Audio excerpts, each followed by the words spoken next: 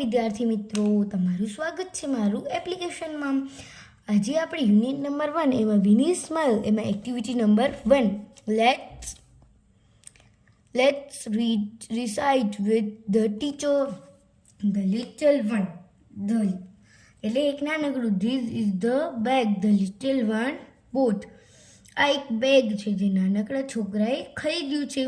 This is the butterfly the little one caught. આ એક butterfly છે જે નાના છોકરાએ પકડ્યું છે. This is the kite the little one flew. આ એક પતંગ છે જે નાનકડા છોકરાએ ઉડાડી. This is the whistle the little one blew. આ એક વિસલ છે જે લિટલ વને વગાડી. This is the bell the little one rang. આ એક ઘંટડી છે જે નાના છોકરાએ વગાડી. This is the song the little one sang. આ એક ગીત છે જે નાના છોકરાએ ગાયું. White and black and green and red. White અને બ્લેક, ગ્રીન અને red. This are words the little ones read. આ બધા વર્ડ્સ લિટલ વને વાંચ્યા.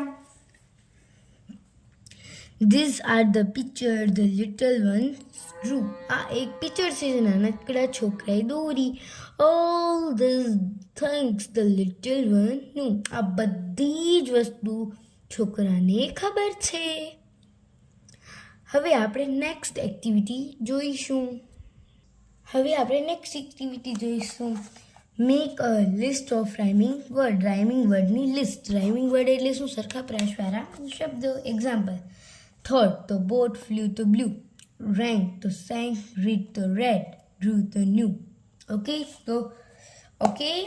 હવે complete the table. things અને action: bag, boat, kite, flew, butterfly, coat, bell, rang, song, sang, picture, drew. આમાં શું કીધેલું છે? જે આ છોકરાએ જે એક્ટિવિટીઝ કરી છે એમણે જો આમાં શું કર્યું છે? બેગ તો એણે બાય કર્યું છે, મીન્સ કે બોટ કર્યું છે. કાઇટ તો એણે ફ્લાય કરી છે. બટરફ્લાય મતલબ કોચ શું કર્યું છે? બટરફ્લાય. બેલ, રેંગ, એવી રીતના છે. આ એક્ટિવિટીમાં ખાલી મોટેથી શબ્દ બોલવાના છે. હવે આપણે નેક્સ્ટ એક્ટિવિટી જોઈશું. My mother blank sugar from the market. મારી માતા બજારેથી શું લાવ્યા? તો બોટ આવશે. We blank kite slash and flew. My younger brother blank a beautiful picture drew. Traffic police blank the whistle and stopped the car. Rang.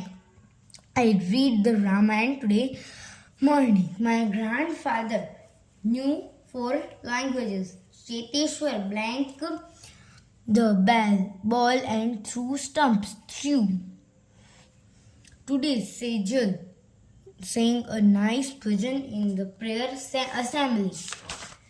હવે આપણે આ ચેપ્ટર આગળના વિડીયોમાં જોઈશું. મારા વિડીયો જોવા માટે થેન્ક યુ. જય હિન્દ, જય ભારત. અસ્તુ.